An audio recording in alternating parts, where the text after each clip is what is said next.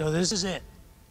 Riverbend 2022, our new normal. I can tell you one thing that has not changed about Riverbend, whether you've been here once or twice or been here for over 40 years, this will always be a place of grace. And what we mean when we say that is that this is a place where you can come right where you are, just as you are, that without condition. And I know there are a lot of churches that say that. It's because it's easy to say. It's really, really difficult to pull off. In fact, it's almost impossible. It's an outrageous idea that we would be a people and a place of grace. Because it's not natural. Naturally, we are contractual beings. And grace is a unilateral proposition. Grace says, put the weight on me. Put the burden on me. Let me go the distance. Let me do the heavy lifting. Grace is an opportunity for me to show mercy and forgiveness and love. And all you have to do is respond or receive it or not. And that's not natural for us. We're people who live in a quid pro quo universe. We expect that when something bad happens to us or someone does something bad to us, that there should be an equal and opposite reaction. For example, if a contractor, you hire a contractor and they do a crappy job and they leave with your money and don't finish, where does grace come into play in that? Do you just forget it? Do you forgive them? Do you show them mercy? Do you show them grace? Well, that means that you eat the loss. You take the pain when you have a boss who abuses you or abuses their authority or doesn't compensate you properly for the work that you do. And how do you show that person grace? How do you manifest a measure of mercy without all of the cost being yours? If you have a friend that betrays you, that betrays your trust, that gossips about you, that ruins your reputation among your friends, to show grace and to show mercy is to put the weight on me. I will go the distance. I will meet you where you are. You see, grace does the heavy lifting. Grace is the one that goes the distance. Grace is the one who walks on the water. Now, the question I want us to wrestle with, the question I've been wrestling with, is not the question of just how do we show grace, but how do we know it when we see it? And how do we respond to grace when we experience grace?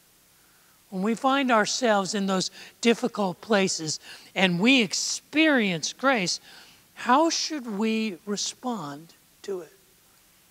Because if we don't know grace, we can't show grace. And so today I want to ask that question. How do we respond when grace comes to us in the storms of life?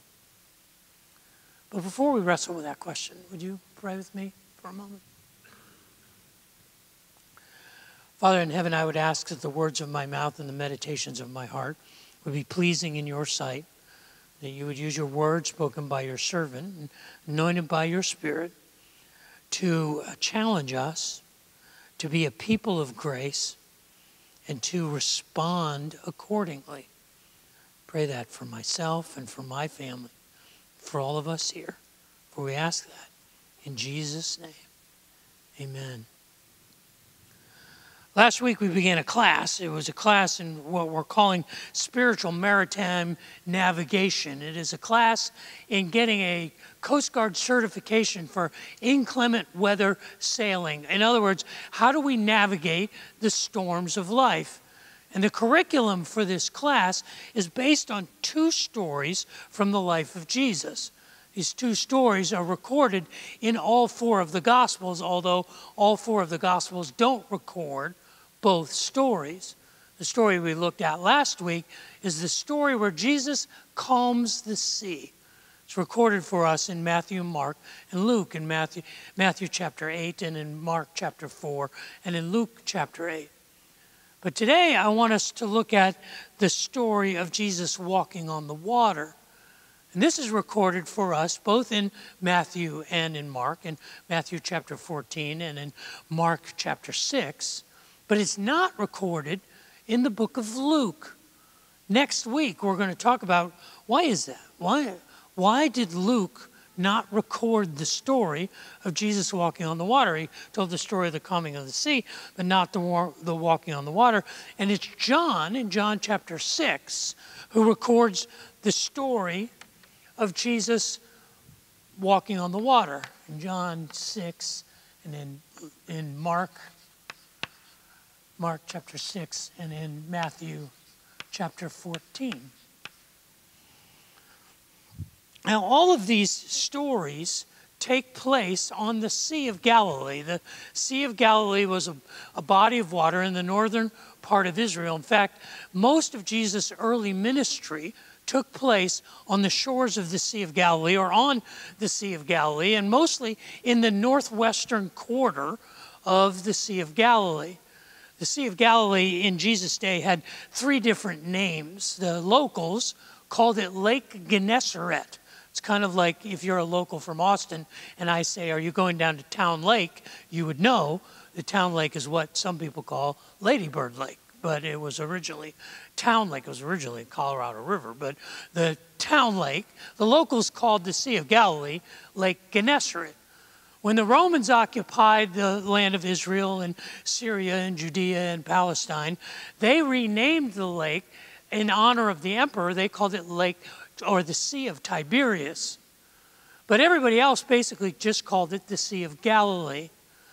And the primary villages where Jesus did his principal miraculous ministry were 3. There was one up near the mouth of the Jordan River, or where the Jordan River enters the Sea of Galilee, and it was the village of Bethsaida.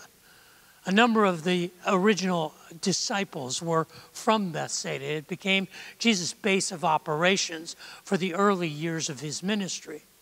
The largest village on the northern shore of the Sea of Galilee is a village named Capernaum. And a number of Jesus' teachings and perhaps the Sermon on the Mount was given just outside of Capernaum.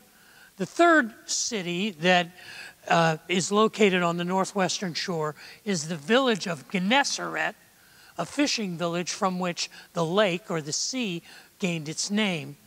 It's not really a very big body of water. It's just about 10 kilometers east to west, about 6.5 miles across at the widest point. And so just over 20 kilometers, about 13 miles or so from north to south. But in the story of the Jesus walking on the water, the stage is set because the only miracle that Jesus does that is recorded in all 4 Gospels takes place immediately before the miracle of the walking on the water. And it is the miracle of the feeding of the 5,000.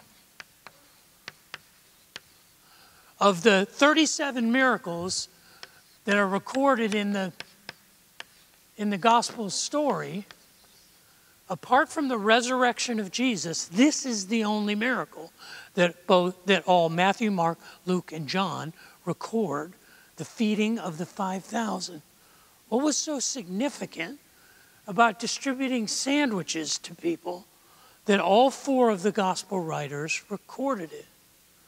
Well, it was significant enough that in the story that follows, John records that the people began to say in John chapter 6 that this may be the prophet who we've been expecting.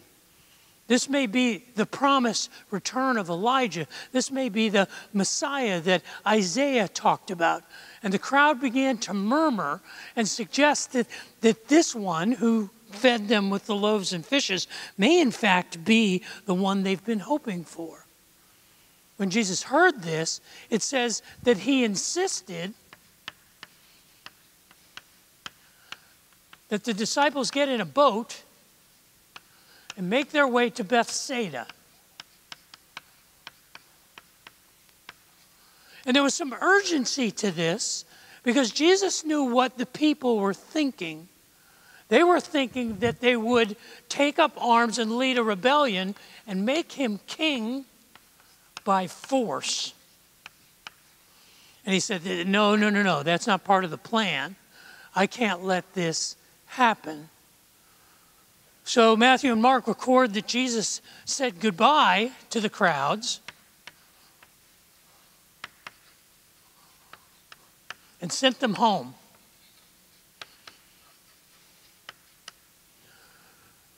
And it also says that at that time, he then went up into the hills, which are around the northwestern shore of the Sea of Galilee, to be by himself so that he could pray. In the meantime, the disciples were waiting. They were waiting and watching for Jesus to come and join them at the boat, and they waited probably until after sunset. And then they said, well, we're not going to wait anymore for him. We are going to go to the village of Capernaum.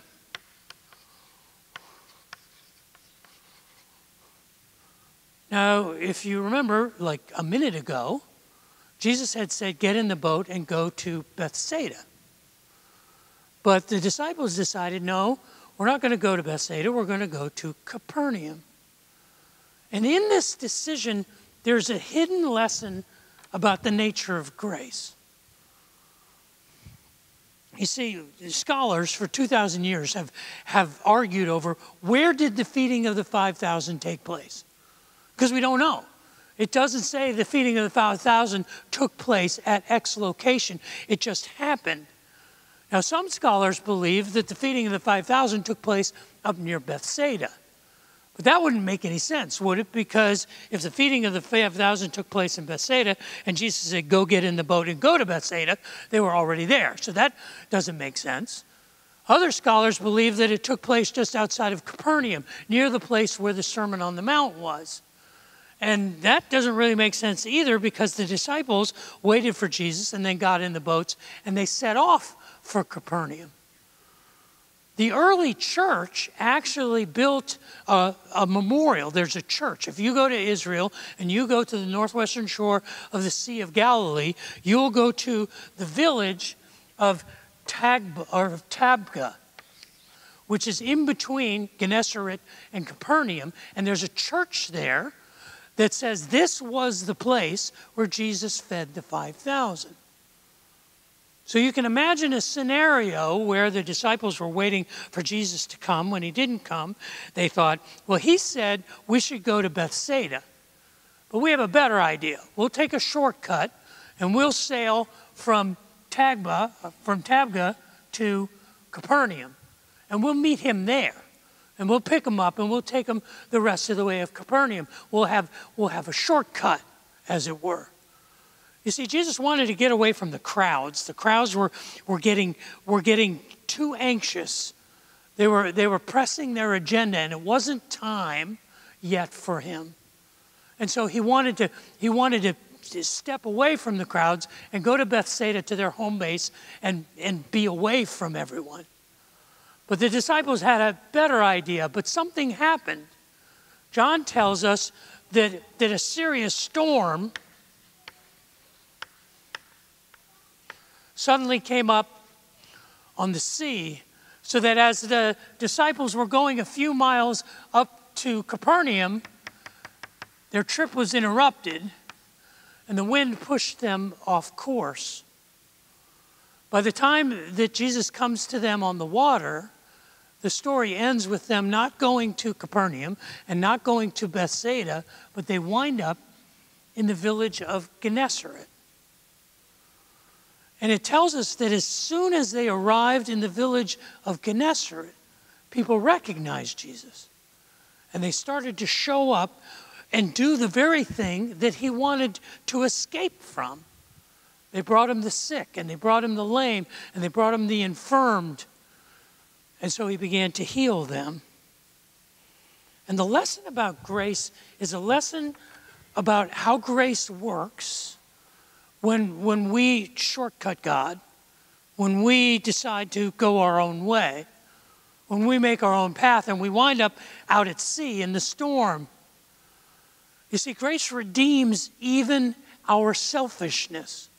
Grace redeems even our own agendas and our shortcuts. Because what happened there in Gonesseret? You can easily imagine a woman with a dying child brought that child to Jesus, and Jesus healed that child. And for that person, that was a manifestation of grace. That was a miracle that changed both of their lives. It's not hard to imagine a person who in their old age had grown lame and they couldn't walk, and their family brought them to Jesus and he healed them, and the person was able to walk, or a blind person who could see, or a leper who was healed of their infirmity. And for these people, this was the plan. This was perfect. It wasn't what they were told to do. It wasn't what they wanted to do. It was God doing exactly what God intended, in spite of us. You see, the lesson of grace is there's grace all around us. But how do we respond to it? When we see it, what do we make of it? In the story, it tells us that as the serious storm started to brew up, it says in Matthew that they were far from shore.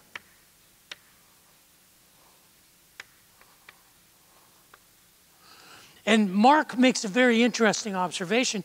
Mark says that Jesus saw them struggling. And John adds that they were 3 to 4 miles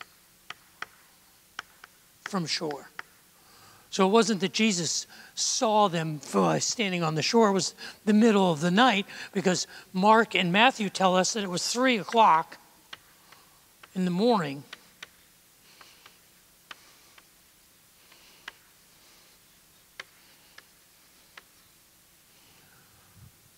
And at 3 o'clock in the morning, it says, Mark makes an interesting observation. He said Jesus he had intended to go by them.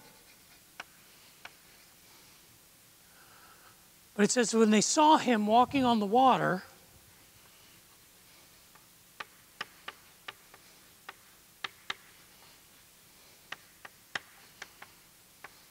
they were terrified.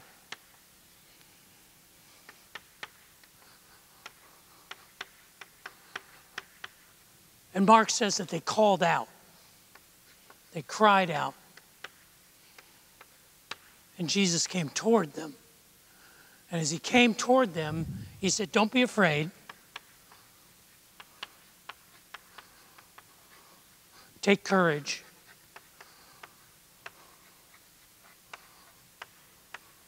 I am here."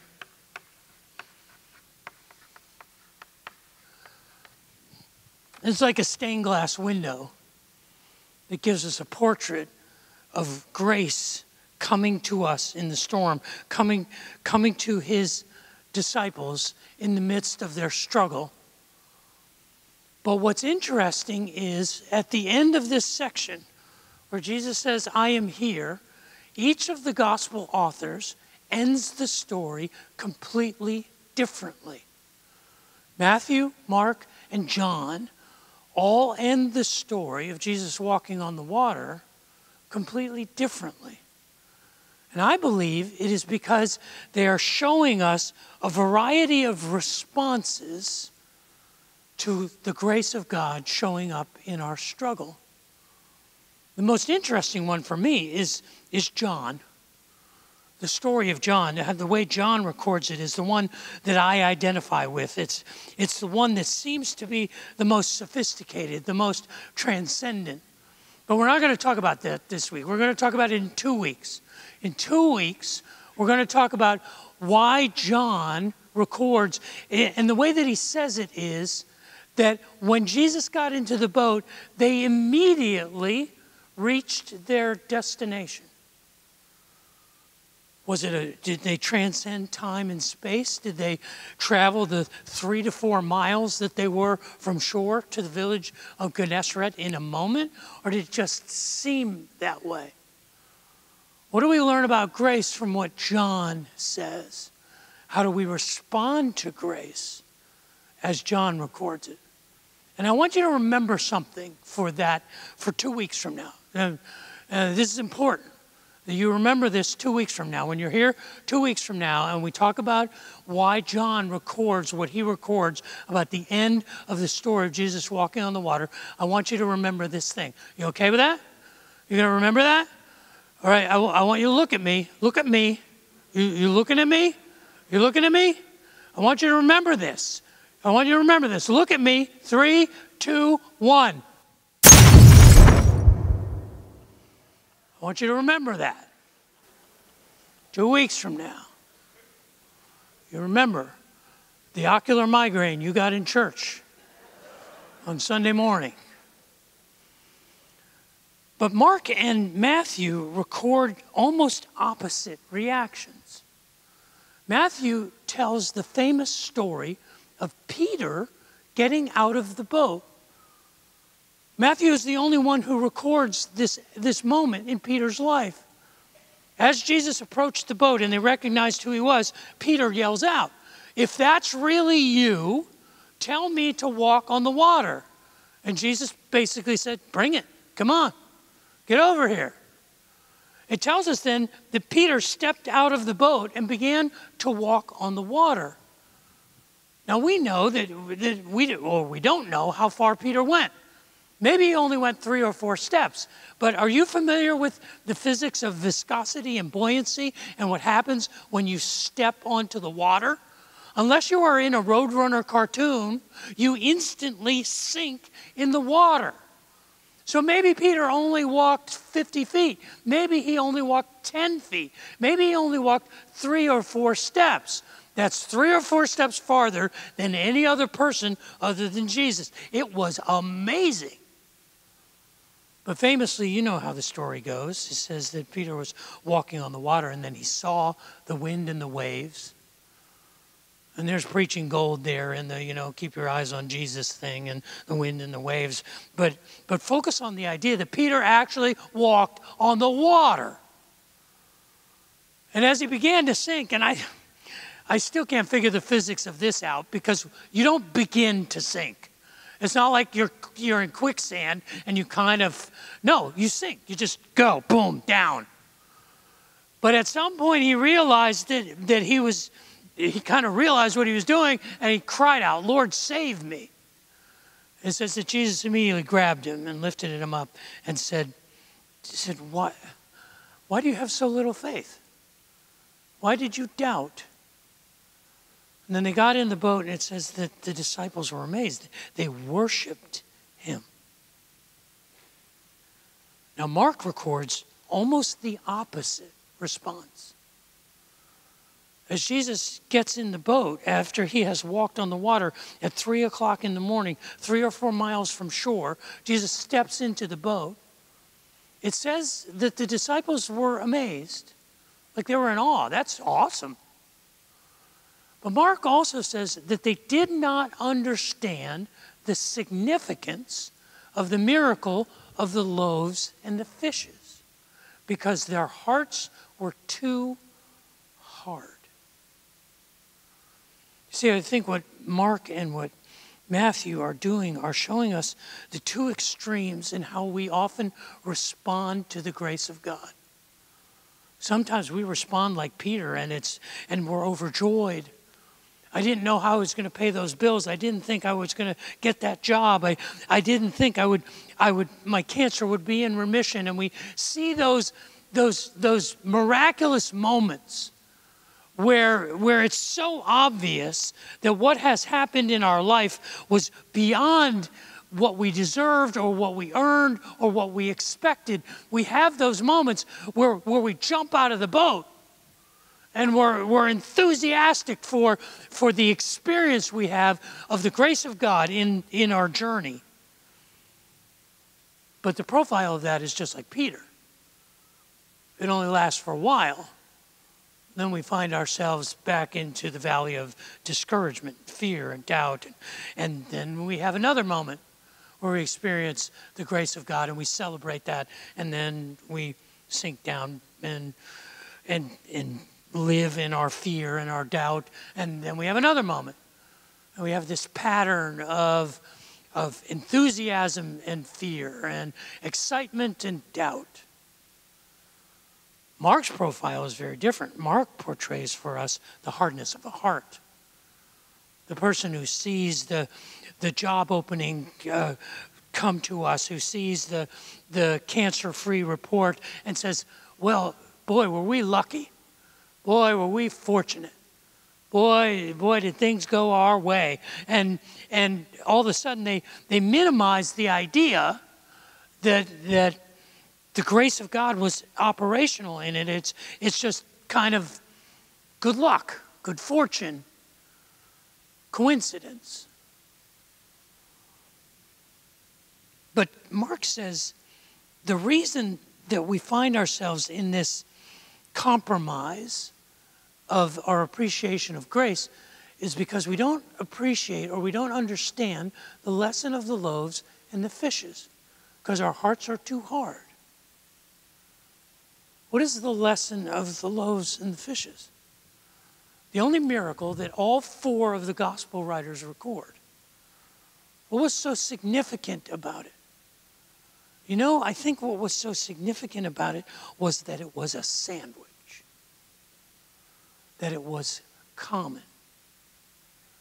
I think the lesson about grace and how we respond to grace, and this is where John's explanation will take us in a couple weeks, but the reality is when we take grace for granted,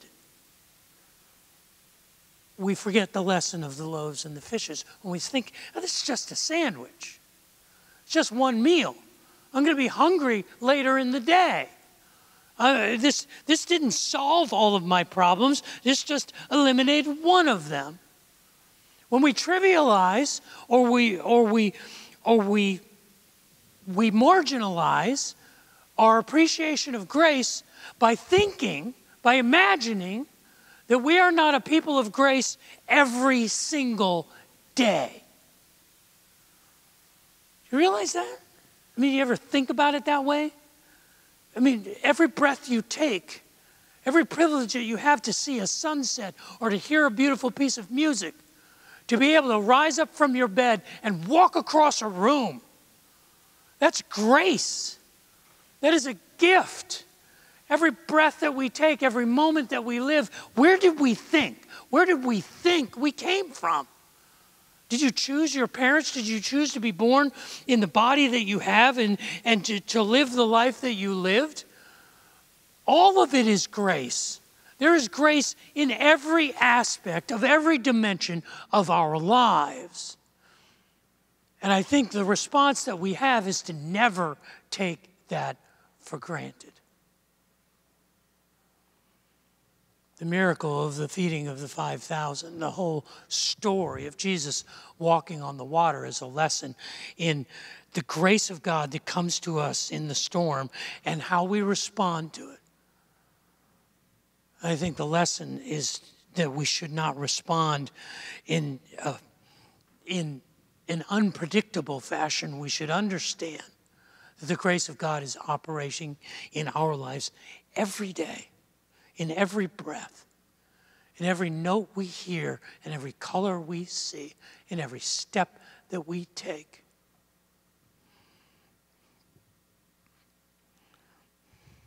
How do we respond?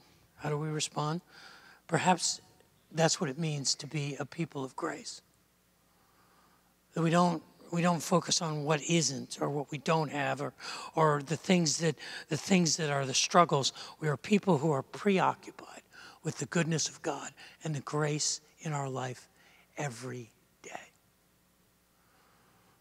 This is impossible. This is the heavy lift. This is walking on the water. This is what it means to be a people of grace.